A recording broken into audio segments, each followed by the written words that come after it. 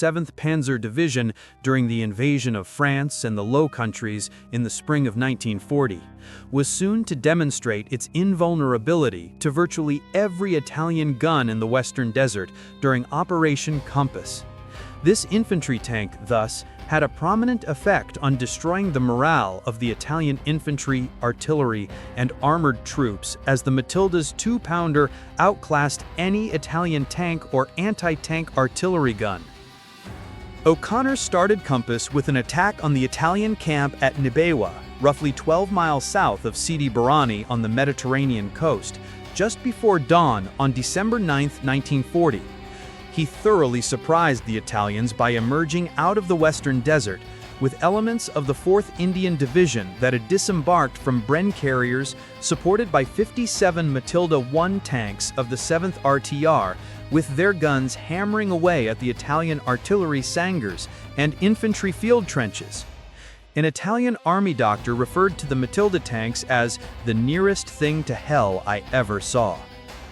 The Italians were overwhelmed as Indian infantry units mopped up what was missed by the assaulting Matildas. As aptly stated by observer Barry Pitt,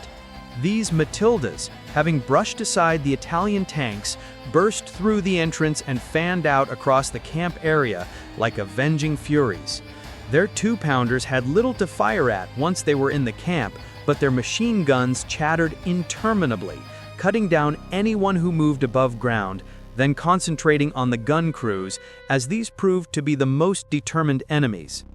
Everywhere the Matildas ranged, they flushed dazed, frightened, but often desperate Italians and Libyans from covered trenches and slits, from open holes in the ground, some without weapons at all, some with weapons which they dropped as they put their hands up, leaving death and disorder in their wake. So complete was the victory that more than 4,000 Italians surrendered at Nibewa, with only 2 men killed and 5 wounded in the 7th RTR.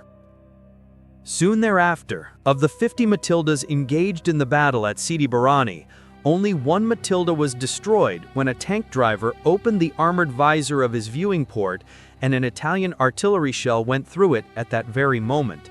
As testament to its durability against Italian armor and artillery, 1 Matilda was hit 38 times and was still fully operational. After numerous successful engagements against the Italians, in what was initially General Wavell's planned reconnaissance in force, sometimes referred to as the 5-day raid, the 7th RTR Matildas and the 4th